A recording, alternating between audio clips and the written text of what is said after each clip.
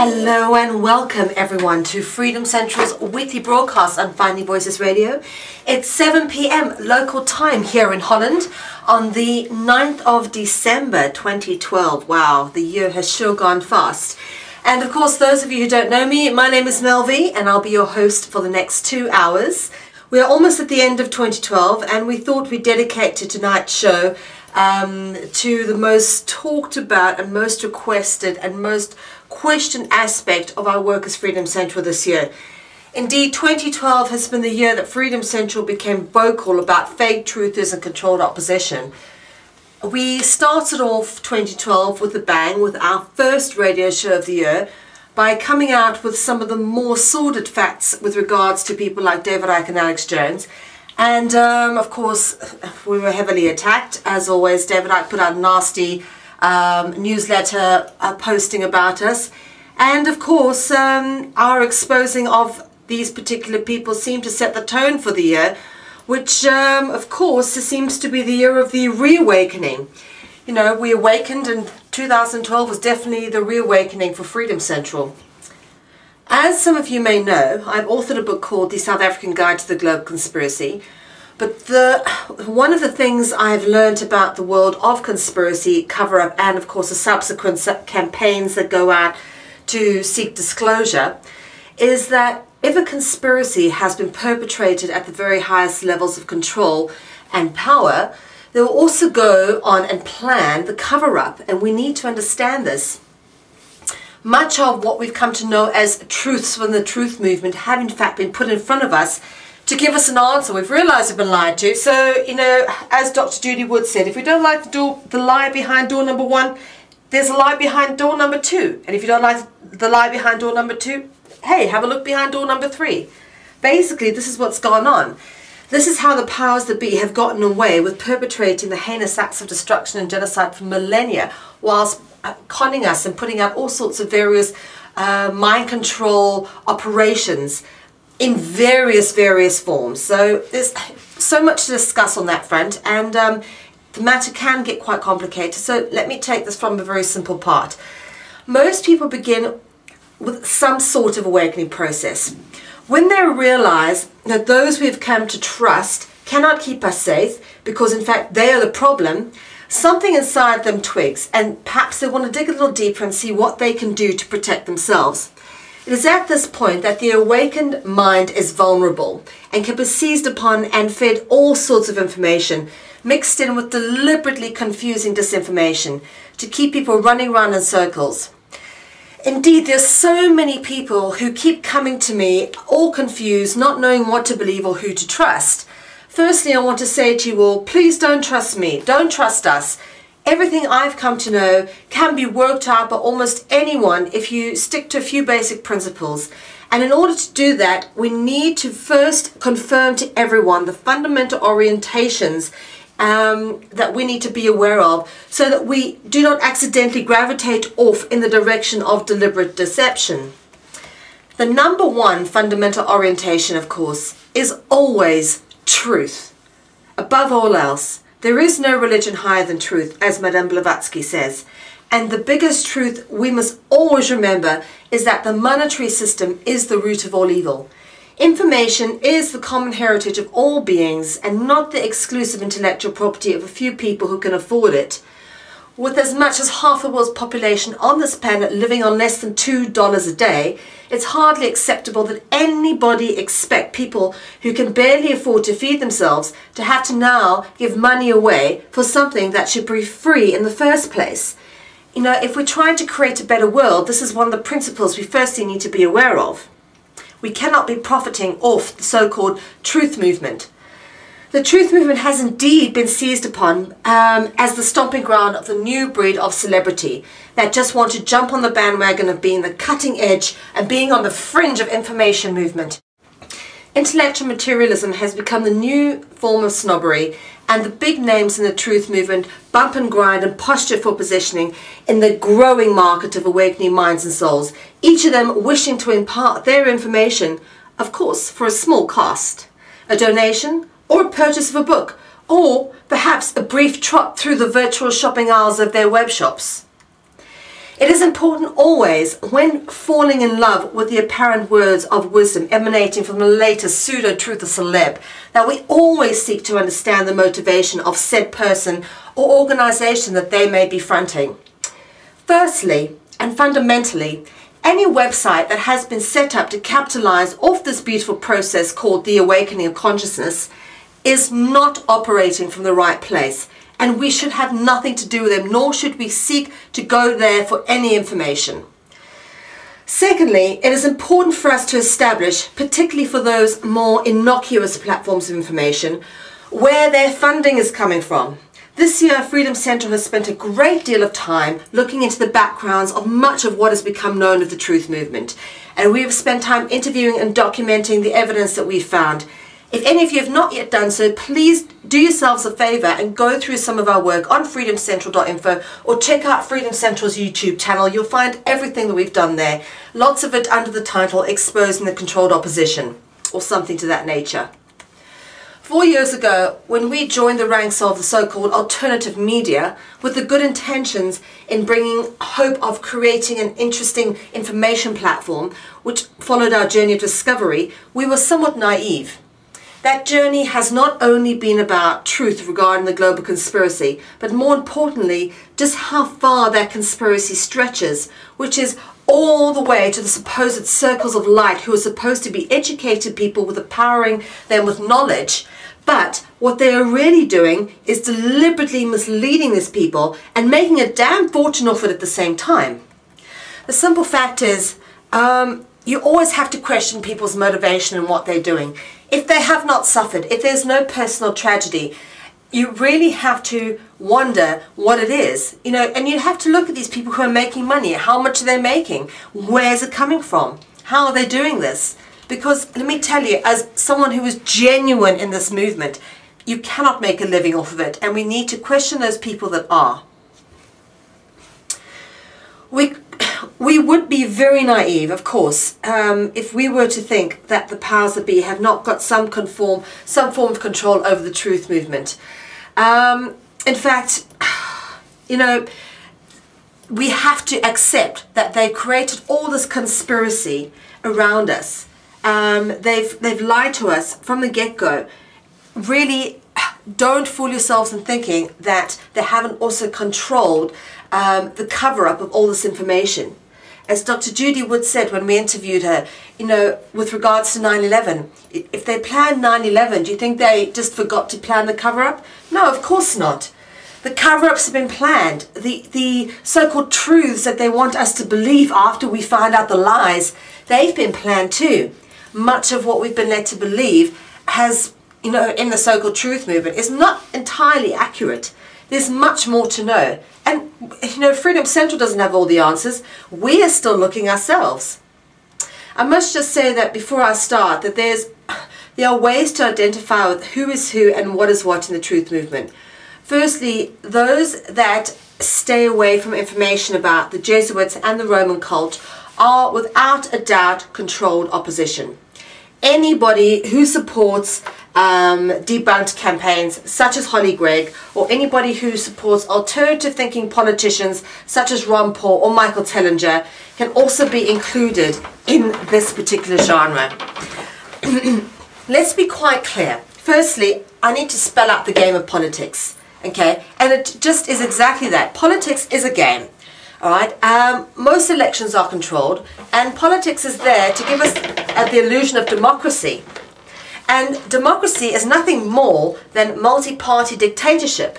Right? You know, it's telling you you pay your taxes because you can cast your vote once a year, and when you cast your vote, I beg your pardon, once every 4 or 5 years, and once you've cast your vote, you have the illusion that you have freedom. You have a say in who runs the country, and that person is supposed to represent your interests and your best wishes. But they don't really. And to be honest with you, there's a lot of these politicians being postured now and being controlled from the shadows, whether they know it or not, being positioned to take over, because the old system knows that it's crumbling. They cannot have the old faces trying to front a new world. They need to bring in new faces and make it seem like they're on our side. They've always done it. What makes you think they're doing it any differently now? people like Ron Paul and Michael Tellinger, who I think potentially may have their best interests of the general population of planet Earth at heart, I think they're either foolish in getting involved in politics, thinking that they can actually make a difference because they can't, the game is rigged, or they're part of the deliberate deception and they potentially know it. And I'm leaning towards that myself. Okay, now it's time, obviously, let's talk about some of the big names in the movement and some of the obvious things that we already know and some of the things that I've come to know.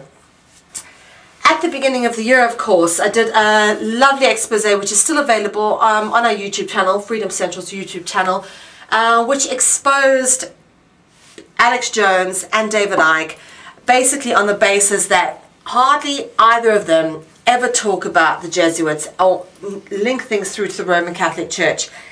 They're all very quick to use the word Zionist. And let me just tell you, anybody using the word Zionist is absolutely feeding into the confusion. Zionist, I will go on to explain a bit later, but the word Zionist, basically Zionism is supposed to be Jewish nationalism.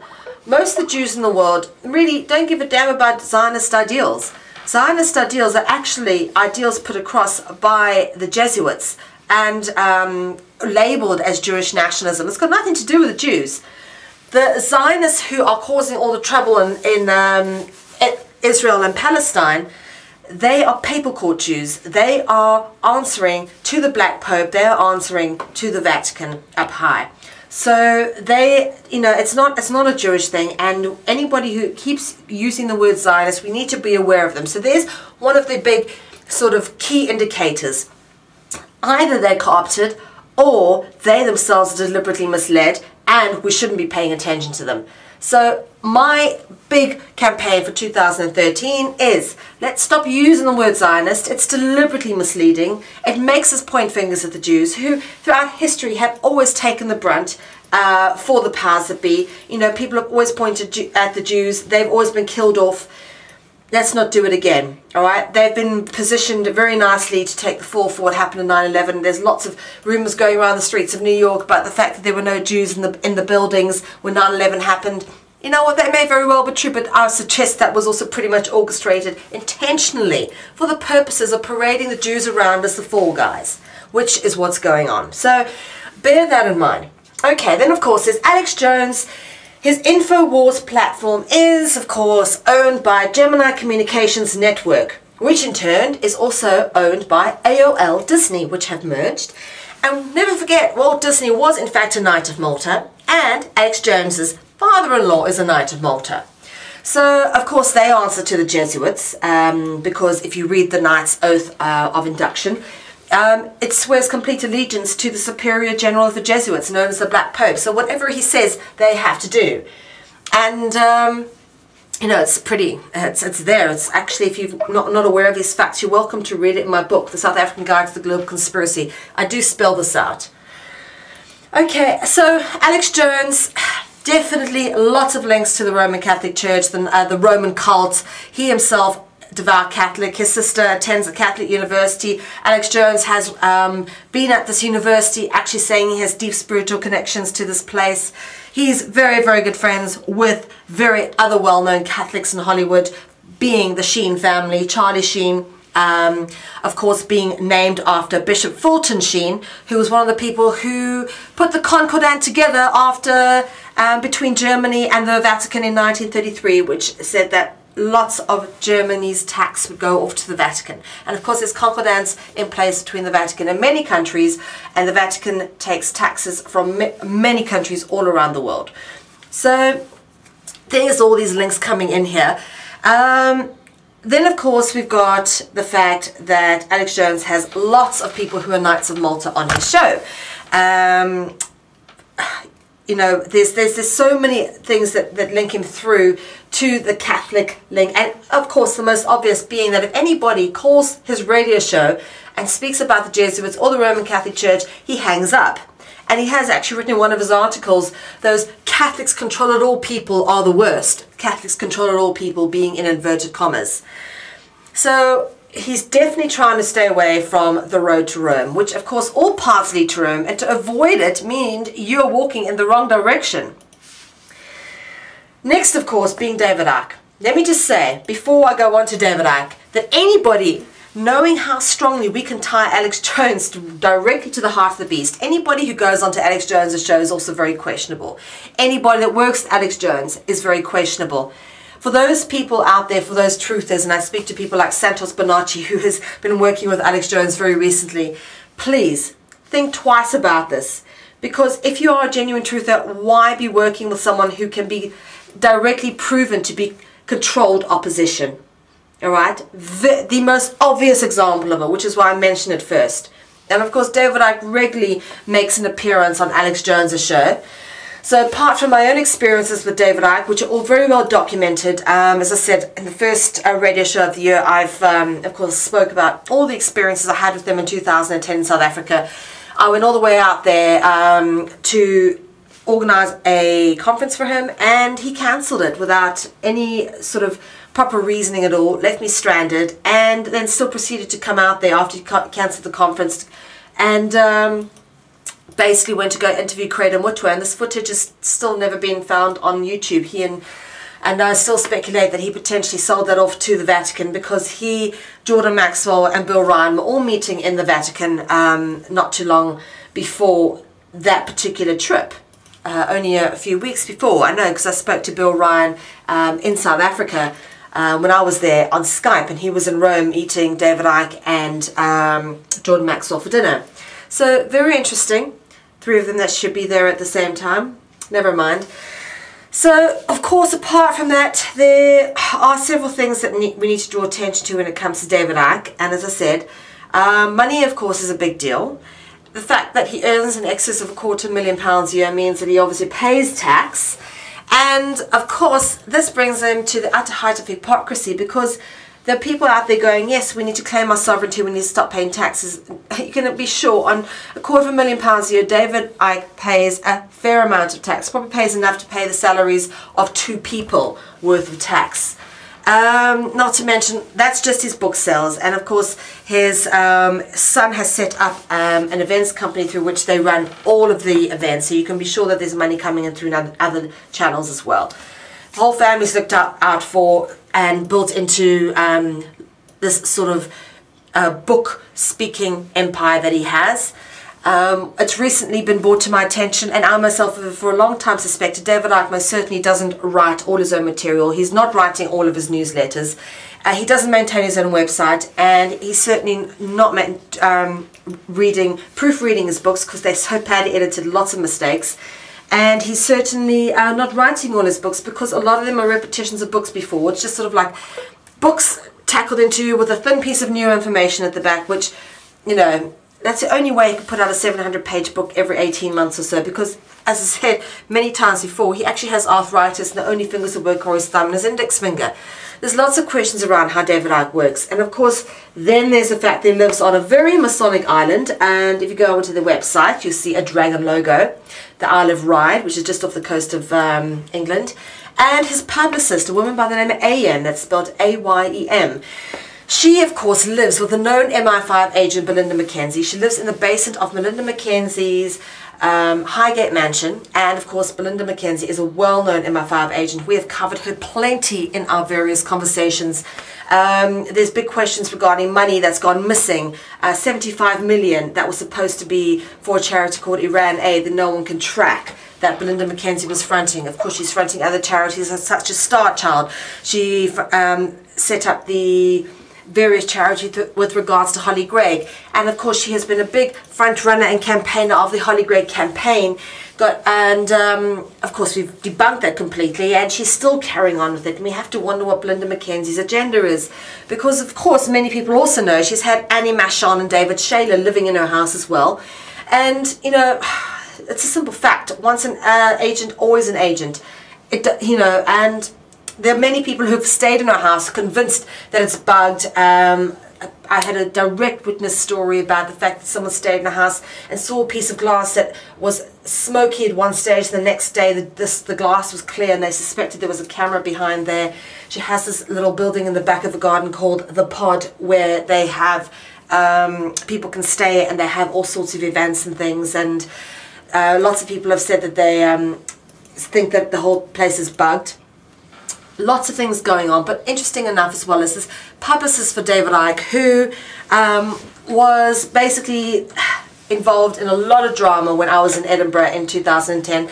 I wasn't allowed into a conference, and she was apparently the reason that I wasn't allowed in, and she was David Icke's publicist, and then called David Icke up. I don't know what she said to David about me, but David Icke then cancelled his interview with me that was going to happen in Amsterdam, and apparently was so afraid of me he told the organisers of the event not to let me anywhere near the event. I don't know why it was such a threat or what AM said to him, but Chris Jarvis told me a story of AM being so drunk one night that she just attacked him and started beating him.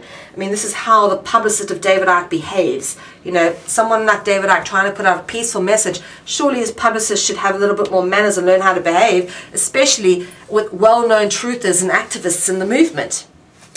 Anyway, David Icke's one of those people who stays away from the whole Jesuits conspiracy link. You know, we call it limited hangout. He'll go there, but he won't spend enough time actually making the links for people to build a solid picture of what's going on. He touches on it just so he doesn't seem like he's not touching on it, but certainly the amount of attention he gives to things that are so much less important than building the road to Rome connection is clear indication that he's deliberately trying to avoid it. With the Roman cult gap missing, without that filled in, and we need big names like David Icke to explain that properly. Without that completely filled in, people don't get the big picture. They don't, because it's such an integral part. Once you understand how the Roman cult aspect works in a 360-degree way, you can understand how the web branches out on a 360-degree way as well, and in a three-dimensional way. You can see it much more in your own mind. But without understanding the fundamental heart of the beast, you'll never understand how the rest of the beast functions. I mean, you can even bring it down to a biological explanation. Okay, right, next on the hit list tonight, we have, of course, Ian Craig. He is the #1 most money-orientated person that I've come across.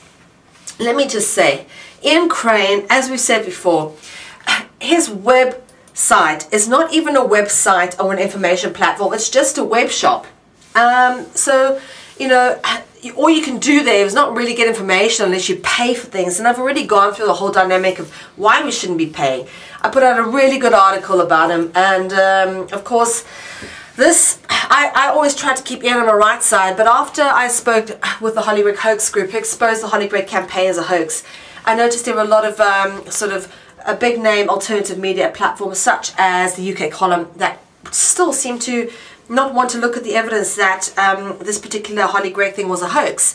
So after I questioned Brian Gerrish on it and pulled him up publicly, I was then attacked by Ian Crane.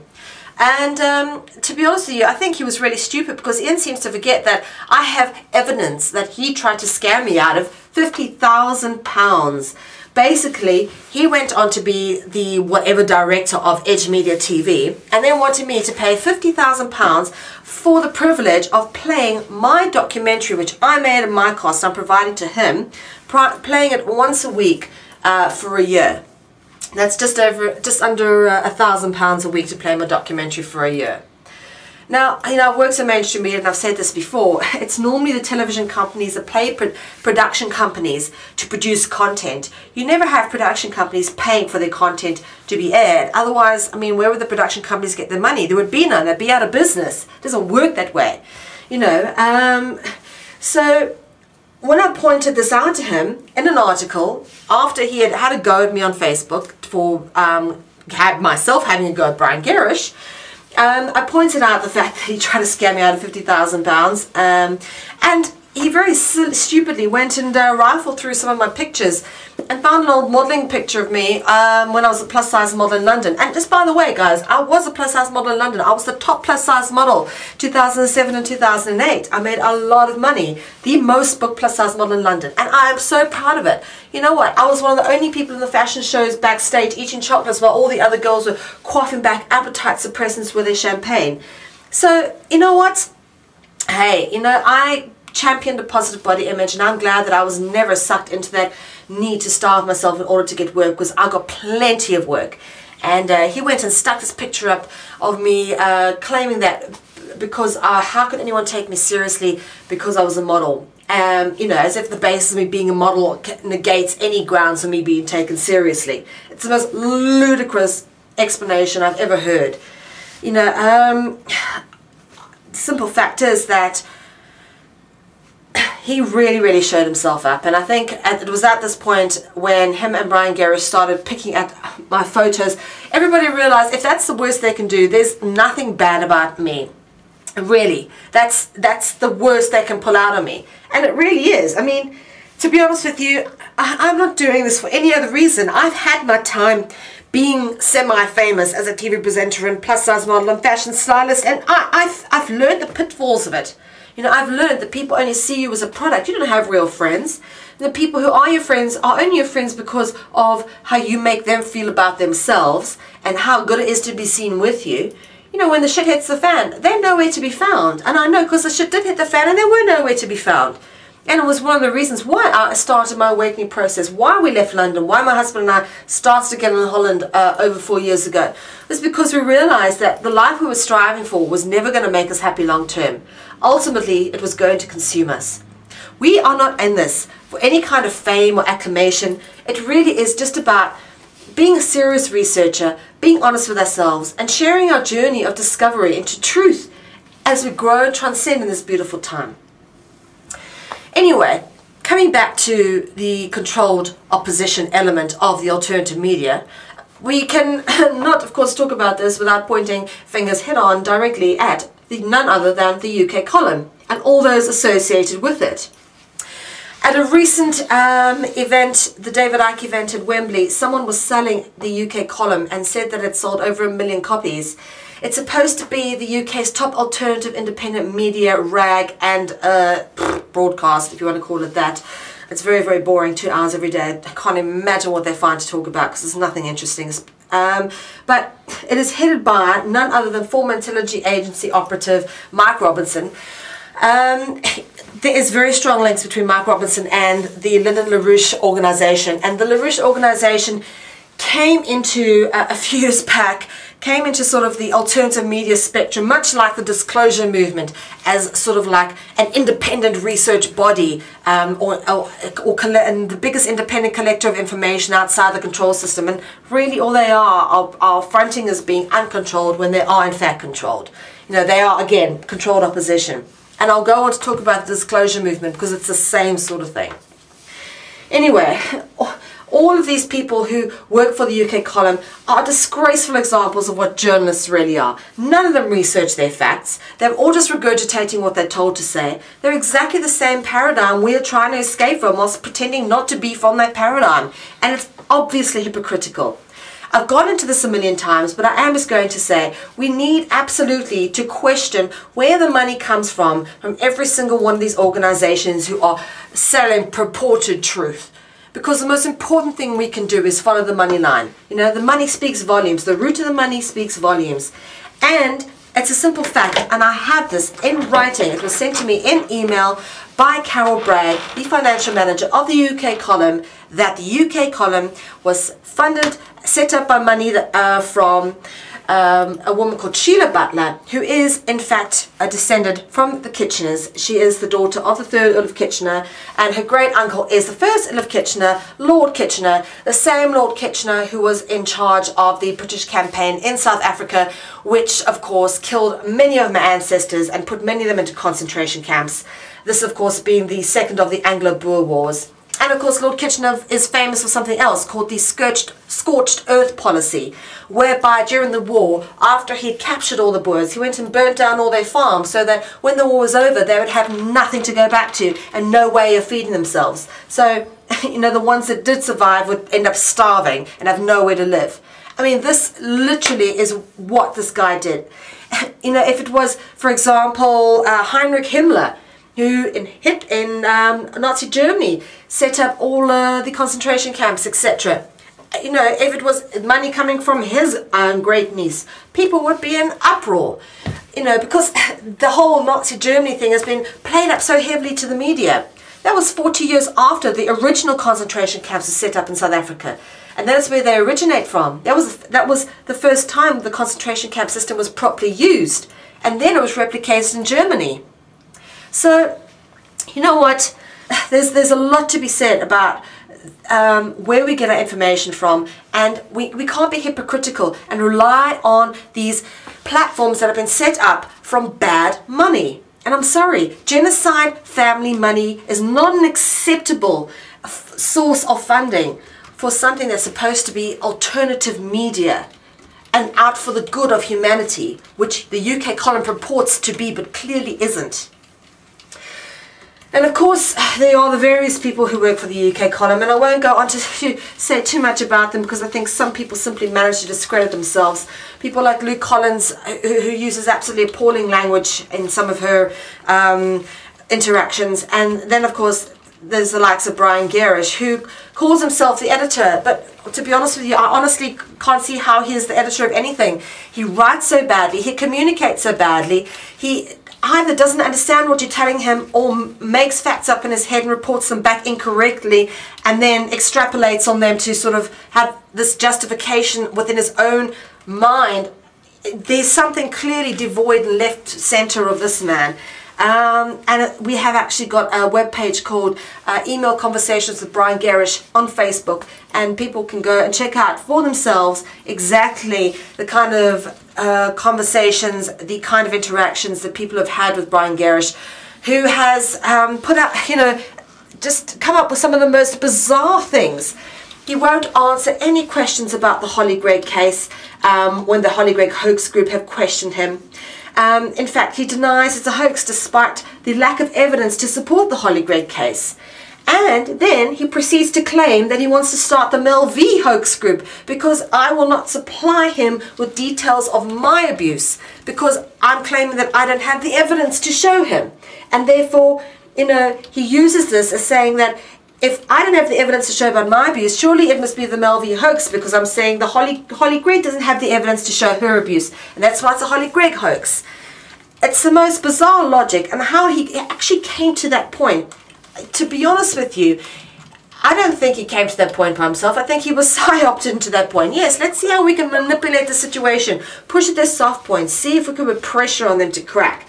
You know, coming to me with the Mel V hoax malarkey was just a clear indication of how absolutely twisted this man is and how far he will go to detract from his own guilt, his own neglect of the truth, and his own pathetic efforts as a journalist. You're an insult, Brian Garish. Of course, let's talk about the other insults to journalism, shall we? As I said, pulling no punches tonight. I'm going to be honest. The last piece I did where I was upfront and honest about the truth movement, I wasn't completely honest or didn't tell everything I knew about this particular outfit, and I think it's well overdue. It's, you know, it's well needed because they were a huge part of me getting started in this. And anyway, Project Camelot. Let's talk Project Camelot, everyone. First, having a sip quickly. Project Camelot. Wow. When I first watched David Icke's interview on Project Camelot, I knew two things. Firstly, I had to meet David Icke. Secondly, I had to meet Project Camelot. And I sure did. On the 1st of August 2009, we went to the State of the Planet conference, which was held in Amsterdam, and we met Bill Ryan and Kerry Cassidy for the first time. It was basically at this conference that we were inspired to start Freedom Central. And, you know, although I had been researching for a book for a year before that, which had why we had ended up at this conference, it really was then that I decided that this is what I wanted to do. And thereafter we attended several conferences and worked with Bill and Kerry in several places, and I learned one thing. For them, they're not, I think more Kerry Cassidy is not in it for the right reason, and there's been a lot of friction between her and Bill over the years. But one of the things for sure, they have interviewed so many people that are absolutely questionable. And one of the things I can never understand is why some of the things that have happened to me don't happen to them, like being kept at airports and all sorts. And Bill Ryan said something to me once that's very interesting. He says, we do not try to provide direct evidence. And that is why we can get away doing what we're doing. And I think the fact that he knows that, the fact that he actually is so aware of that, shows to me that he's protected from the inside. He knows what he can and can't do. He knows where the line is. For me, I wouldn't have a clue where the line is. I just put out the evidence and, you know, hope I don't get killed. You know, the best example of how providing direct evidence affects people. I'll ask people to turn their minds just for a moment to someone like Kevin Annet. Kevin Annet is the only sort of person in the truth movement who's exposing big stuff, okay, genocide in Canada, who's actually been banned from entering England. And you know what? Canada is actually a constituency of the Crown. You know, the Queen is still the Queen of Canada. Queen of England is the Queen of Canada. And, you know, as a sovereign of the British Crown, Kevin Annet cannot get into the UK, which is, to me, the most bizarre thing. That people like Bill Ryan can, so can David Icke, so many other people don't have any issues entering and exiting certain places. But here we have Kevin Annet, and the thing that Kevin actually has, he has witness testimony, and I've seen it, okay? And this gentleman who gave this testimony is now dead, so this actual video clip is worth gold. It's up on the internet. I've reposted it. And basically this gentleman states that he saw, and Kevin Annet has actually checked the records, and this gentleman says that he saw the Queen of England come to his school, take 8 children away, and they were never seen again. The parents never saw them again. What happened to those 8 children, nobody knows. Okay? So, eyewitness statement about the Queen taking children away that were never seen again. And that's a big deal. That man who gave the testimony is now dead. And as a result, Kevin Annet, who was the one who recorded this testimony, can't enter England. So this is an example of direct evidence, people. And also, I've never come across anybody in the truth movement that has such a professional campaign against him. The onslaught against Kevin Annet is unbelievable. There's so many people with these fake American Indian names who really are either very misinformed or deliberately they're paid or part of some cult that is deliberately mind-controlled to out Kevin Annet for something that he's not. Okay? None of the rumors about him are true. I can categorically tell you that. You know, he may have made mistakes, but, you know, we've all made mistakes. End of the day, the evidence he's got is stronger than any evidence presented against him. You know what? He's such an enemy of the state of Canada that if they actually had something against him, they would have arrested him or had him in court.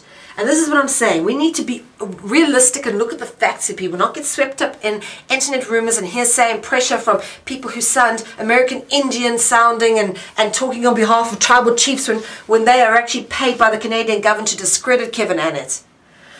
These people like Kevin Annet show us, they give us an example. They're a shining light exactly what a true truther goes through and how they suffer and how they get attacked. And I've experienced it because I've experienced the attacks as well, being such an avid supporter, making documentaries about him. So, you know, when it comes to all these other people out there who are doing work, well organized, well funded, people who can travel freely, no problem, who seem to be able to make documentaries, we have to ask big questions. How in the hell they're doing it and where are they getting their money from? Because let me tell you, there are a lot better platforms out there that are struggling.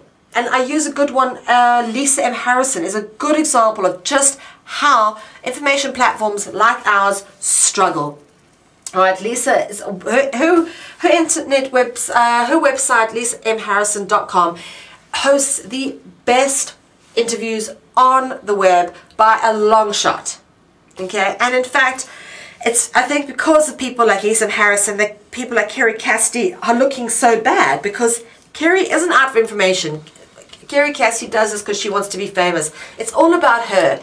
It's about, never been about the message with Kerry. Kerry doesn't even know what the message is. I don't actually think she knows what it really is all about. For her, it's just about, again, this is the latest sort of fringe movement in which to become famous. And you know, she's a failed actress who shot many film ideas around Hollywood. I've even heard her standing on stage asking for money, stating that she liked nice clothes and good food. Could people please donate to it? So I have to question a lot of what Project Camelot is all about, and there's a lot of people that they've interviewed that there's big question marks over, and I tend to stay away from many of them. Not to mention the fact that Kerry Cassidy can't interview for shit, she just likes to interrupt people and show her knowledge as opposed to letting other people finish what they want to say. There's clearly an agenda up with them, and for me I think it's a good thing that her and Bill Ryan have actually separated for good. They separated for a while, but then was sucked into a money deal and they worked together again, but all it did was discredit Bill Ryan's credibility after he set up Project Avalon. People were very disappointed that he went back to work in Kerry Cassidy. But you know what, at the end of the day, I learned so much from Bill Ryan, and he will always have my greatest of respects. You know, wherever he is, I wish him well and I think of him fondly, and he inspired me hugely and taught me so much. And between him and David Icke, they were both two incredibly good mentors for me. But what I also learned from them was how not to be, and I think that's just as an important lesson. I think working out for yourself what's right and wrong and what works and what doesn't work, and ultimately, you know, looking at things and looking at them and going, that's good, but how can we make it more effective? How can we make the message more reachable, and how can we explain that in a way that would touch more people? And that's what they inspired me to do, was take their message, dig more, and take it further. And for them, they serve their purpose. So be it good or bad, I can't really say too much more than, you know, everybody serves a purpose, the light and the dark. You know, the dark seeks to evolve us, and I appreciate them for everything they've contributed to this journey. Now, earlier on I was talking about the disclosure movement, which again is a very good example of co-opted movements that pretend to be, you know, you get these think tanks. Oh, okay, there could be aliens. Let's set up a think tank. All right, disclosure movement. Here we go. Let's raise lots and lots of money for these conferences that just go round and round and round in circles. And we've got a whole bunch of interesting people that front it. We've got, of course, Alfred Weber, who is a Knight of Malta, according to Eric John Phelps, Vatican Assassins author. Stephen Bassett, who, when I interviewed him at the infamous Brussels conference after which we were attacked, Mr. Bassett clearly stated that he believed the official version of 9/11, claiming that he could understand that the American people perhaps thought that the government would kill their own people because they were hiding the truth about extraterrestrials. Oh, come on, Mr. Bassett. You had CIA written all over your forehead. Anyway, I've banged on long enough about those sort of people. I think it's important also to talk about the most obvious one, and I think I've recently interviewed Dr. Judy Wood when we were at the Breakthrough Energy Movement conference in early part of November, and the most obvious form of co-opted, controlled opposition, which can be proved over and over again because the information that they have is wrong, information they're putting out is falsified, is in fact the official 9/11 truth movement. Now, let's get this straight. There is the official 9/11 story, which is that 19 hijackers armed with box cutters hijacked 2 planes, flew them into the towers. Then there was the next story, which is that nanothermites was used to bring down the towers by the American government, perhaps, who knows. And then, of course, there's Dr. Judy Woods, who is saying, no, it's not nanothermite at all. It is directed energy weapons. And she's provided the evidence, and you cannot ignore it. It's there. You know, toasted cars, dustification of buildings.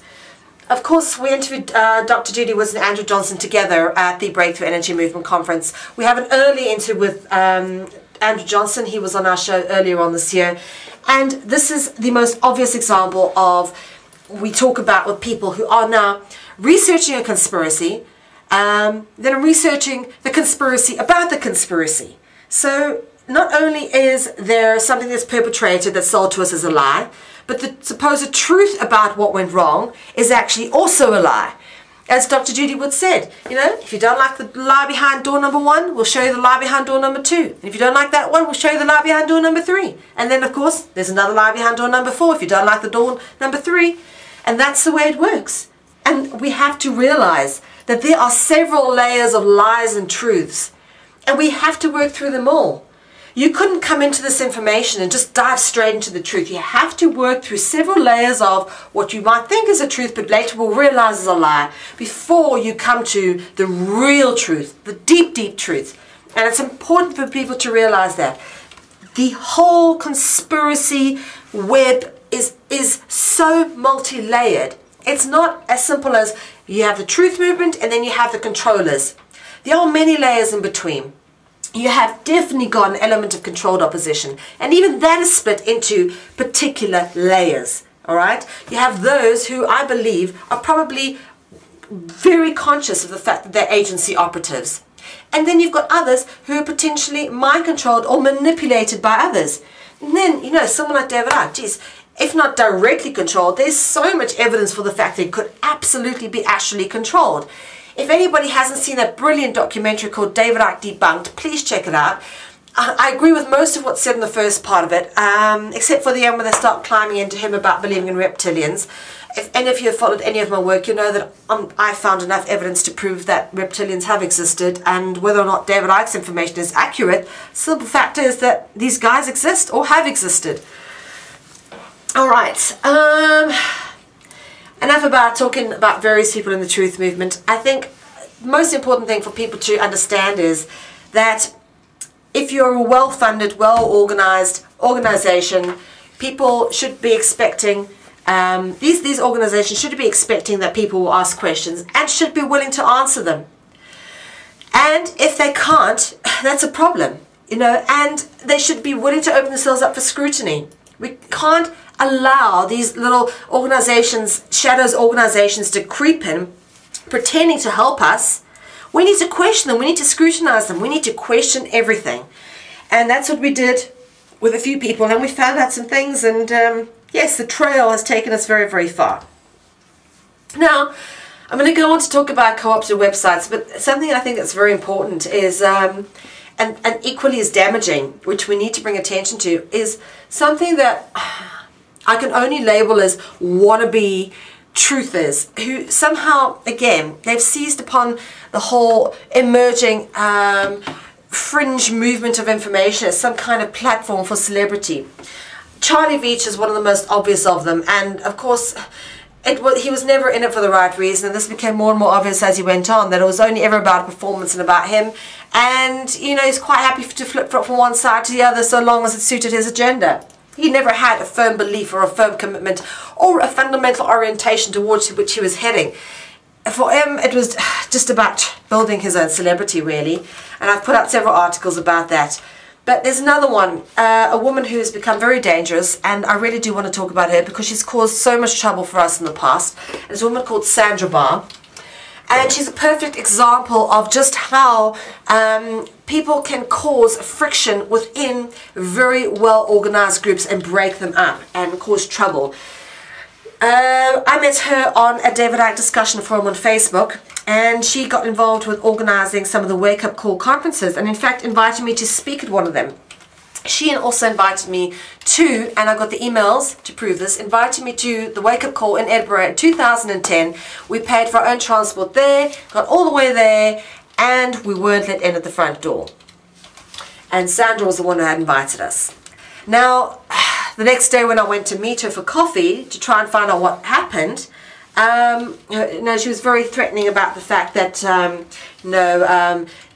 she told me that she was good friends with AM, and AM was close to David Icke, and it was Sandra that went to AM and said something to him, to AM, that got David to cancel his appointment with me in Amsterdam with his meeting. The interview was supposed to later on that year.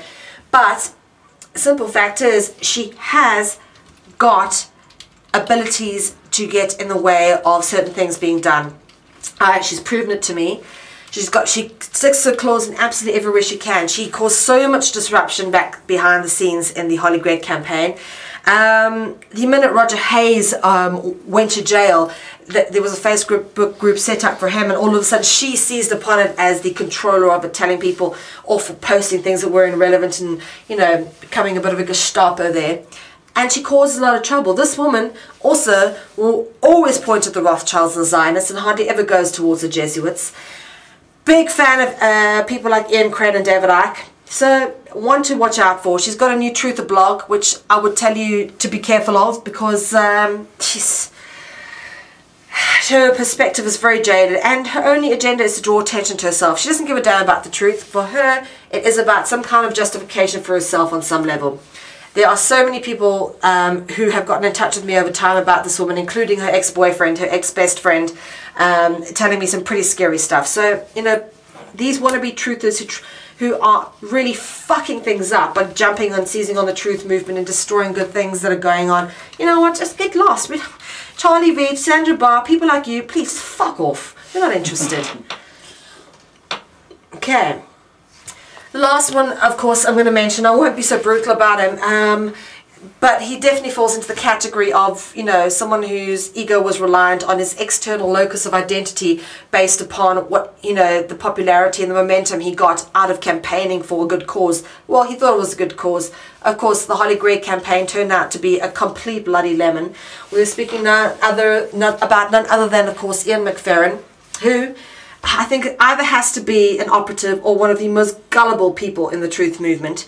And if Ian gets to hear the show, you know what, Ian, you're being pushed and pulled in every direction. If you're genuinely about truth, my suggestion is you take a step back, you stop corralling people and using good people to get involved with campaigns that you feel you need to have a stake in because there's some kind of ego emotional investment for you.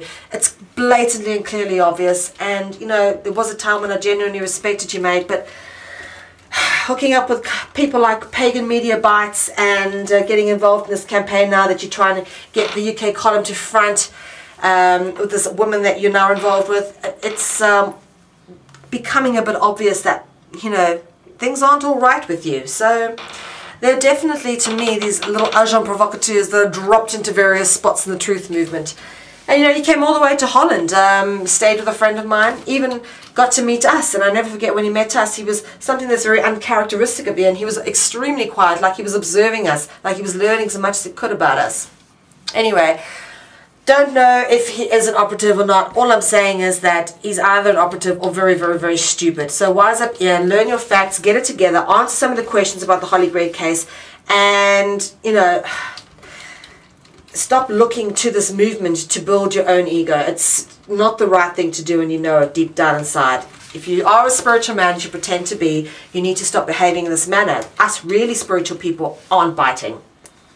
Anyway, this week we brought out some very good information about some few well-funded websites, which I've got a little piece which I'm going to play for you in a bit. But we must just talk about, there are various websites which can be traced and categorically are controlled by people who are causing a lot of damage or are connected directly to people who can be linked to the heart of the dark agenda. Okay? Pagan Media Bites is a big anti-Kevin Annet campaigner and has released some really, really untrue information about me. Also stating things like I have multiple Facebook profiles that I use, which I don't. I've only got one Facebook profile, it's Mel V, and if anyone can prove different, please do. So they put out a lot of rubbish about me, and therefore we can assume that everything they write about Kevin Annet in order to discredit him, because they are one of the biggest sort of, you know, ralliers in the discrediting department of Kevin Annet, everything they write about him is absolute bull. And of course, Godlike Productions has also recently been exposed as being connected to the dark agenda. Natural News, very much the same thing. I used to get tons of posts from Natural News put onto our page, not so much anymore. And of course, the most recent one being Above Top Secret. We also need to realize that things like Russia Today, RT, are a good example of fake alternative media, and it's absolutely a no-brainer at all to say that well-funded, well-organized media outlets or websites are co-opted. As with InfoWars, mainstream media channels are branching into an ever-growing lucrative alternative media market while still being owned by big media. Basically, the reason for this is because of advertising revenue. You can't go and bash Monsanto and Big Pharma who are advertising on your channels if they are paying advertisers, But if you set up another channel, okay, with another name, you can bash them all you want and have a whole other set of advertisers. So it's really always comes back to tracing it back to the root of money. That's what it comes down to. There are also things to be aware of is there are films being released from co-opted money. This recent Procter & Gamble film, Thrive, I can tell you that large parts of Thrive were actually taken from Alex Jones' script. It was an identical script to part of Alex Jones's film Endgame. Okay, so there's a lot of crossing over here. And I know that the part of Thrive was from Alex Jones's Endgame because I've actually wrote down some of the things they were saying in exact verbatim. And I recognized and went back and checked it, and that's the exact same script in Thrive. And so obviously so for about 5 minutes of talking. So not only if they got script from one of Alex Jones's films, and we spoke about all his drama earlier, it's, you know, got Procter & Gamble backing it, and basically just jumps on all the more popular truths to sort of parlay it into some kind of well-funded movie presentation. And of course, the ignorant like Michael Tellinger were promoting this film endlessly at this recent Breakthrough Energy Movement conference and talking about films like that. Oh, as being things that are awakening people. Anyway, conferences, of course, are being infiltrated and run by corrupt money, as we have come to realize, as if the wake-up call conferences weren't bad enough. And I think we've got an idea of that based on the fact that they just simply wouldn't let me in for no reason back in 2010 when I went all the way up to Edinburgh. So it's no doubt that this whole getting involved with conferences thing is everywhere, and we discovered it come to Holland, in fact, where we live. You know, the most recent conference, the Breakthrough Energy Movement Conference, had huge involvement from an organization that is heavily involved with the United Nations, being Humanitad. Now, Humanitad claims to be a Trojan horse, you know, working on behalf of good, going into the United Nations. But if that was the case, by now the United Nations knows that, because they've not been very quiet about this fact. In fact, it's in one of the interviews we did with them at the press conference at the Breakthrough Energy Movement. So there's a lot of question marks for me about these people, and you know, we're still not exactly sure what the most recent conference was all about. But one thing's for sure, we weren't the only ones asking questions. So, you know, there's so much to be said with regards to what is going on and how it's going down. What I will say is I do want to talk about the people that we, over this course of this year, have come to love, and really we do want to endorse their work. First off, Lisa M. Harrison, down in Australia, doing some great interviews. In fact, her interviews are the best on the internet. If anyone wants to donate to anybody, Lisa Harrison's work is the place to send your money, without a doubt. The next person, if you want to donate to anybody, Kevin Annet, please. The man has holes in his clothes. I washed them. And he is doing by far, to me, the most profound work in the truth movement. Without a doubt, this is the only person who's actually banned from entering England because of the work he's doing. Banned from entering a country. Who else do we know in this movement that is banned from entering a country based on their work? Think about this, people. There's something profound with him. Okay? He needs to be watched. We need to be following him. We need to be supporting him. Definitely. Of course, Dr. Judy Wood, remarkable woman. All her information is based on solid evidence, and I back 100% what she's saying because it's backed up with evidence, and she doesn't go into hypotheses. She doesn't speculate about who orchestrates and who did what to 9/11. She talks about what's there and what's evident, what we can see. And if anybody hasn't really checked out her work, I highly recommend checking out her work and reading a book, Where Did the Towers Go? And of course, the people that deserve a very big mention, because to me, they were a large part of my reawakening process for 2012. And that is, of course, the research group from the Holy Greg hoax. And, you know, Sarah McLeod, Rachel Keeley, Latex Lil, Pi, and of course, Sylvia Major and Windragon Smith have become hugely important to me, very good friends, and I'm very proud to have worked with these people this year and to have represented their cause, and basically I've been forced to look a little bit further about what we've commonly come to accept as the various truths. One of the most commonly asked questions that I'm often faced with is, how do does one go about getting into the alternative media, and how does one, or what is the best advice I can give to somebody who wants to do this? Now, the first thing I'd say to anybody who asks this question is, don't do this because you've looked at me and go, oh, that, you know, she makes it look easy, or that looks cool, or I want to do that because, you know, it seems some way I can become famous. That is not the right reason to go into it. The simple fact is that you will be bugged, you will be followed, you may be gassed and have your equipment taken. You will be treated like at conference. You may spend hundreds of pounds or dollars of your money going somewhere only to not be let in. You'll have people backstabbing you. You will have people that you think are absolutely on your side turning around and being infiltrants.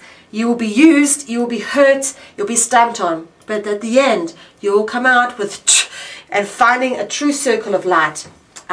So it is always worth it. Understand there is no money, nor should you seek to make money from this beautiful process of awakening that we're going through. If you wish to share your thoughts, your research, your writings with people, give it to those things willingly and give it as a gift from the heart. Do not seek to gain or capitalize. Once you have this principle in place, you're unstoppable in your pursuit of the truth. You'll be able to go further, dig deeper, and risk more, knowing that your survival does not depend on your popularity. Does not depend on everybody else liking what you have to say.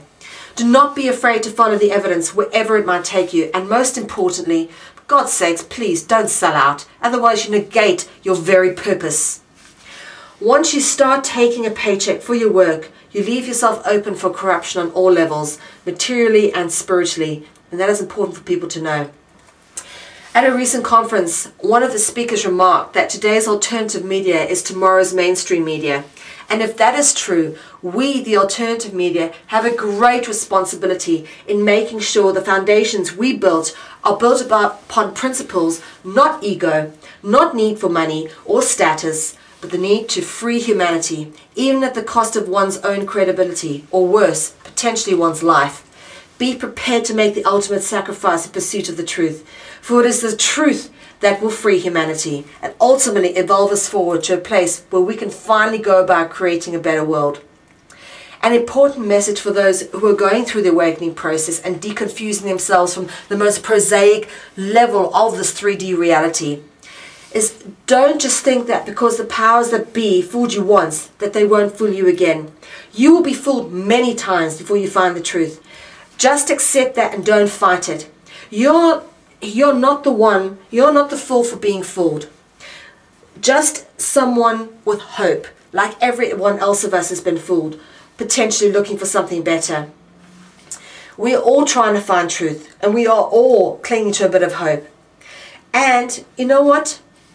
No one's going to hold it against you for grasping to something that isn't the horror of our current reality. The powers that be rely on our vulnerability. And when our world of familiarity crumbles, that is when they seize upon us, because that is when we are weak.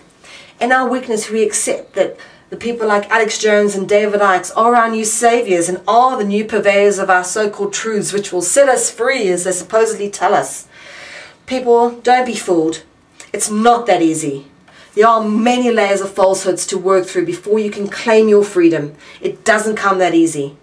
And you need to work for your freedom, because that is the purpose of our life here. That is why we're reincarnated and reincarnate every time, is to seek our freedom. That is the ultimate purpose of the human race at this time, is to claim our freedom. And the only way we can do that is first by deconfusing ourselves from all the bullshit, so that we first will free our minds before we can free anything else. We're all on this journey with you, and we at Freedom Central make that pledge to you, the people. We are here, we are always here, and we are not going anywhere.